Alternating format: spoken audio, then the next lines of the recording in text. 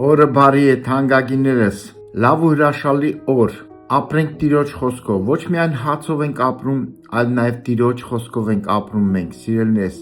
սիրենք Տիրոջ խոսքը, խրատը, կատարենք Տիրոջ խոսքը, շարունակում ենք երանիների թեման, Մատթեոս 5-րդ գլուխ ու 8-րդ խոսքից, երանի նրանց, որ սրտով մաքուր են, որ նրանք Աստծուն կտեսնեն,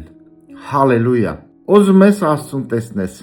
խորը հոգևոր բան եմ ասում, թույլ տանք, որ Աստված մտնի մեր սիրտը մաքրի և հանդիպումը Տիրոջ հետ մեր սրտում է, մեր հոգու մեջ է, Աստված հոգի է և երբ որ ես և դու էլ հոգով պաշտում ենք նրան, փնտրում ենք նրան և Դավիթը հրաշալի խոսք է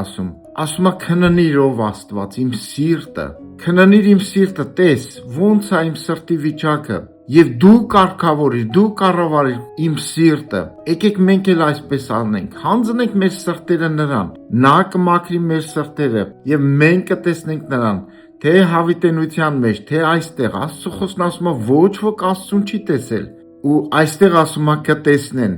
ովքեր կտեսնեն, ում սիրտը,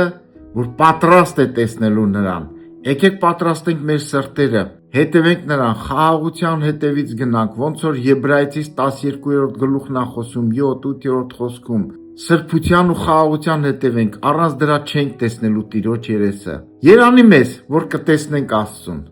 Եկեք սրա մասին խորենք։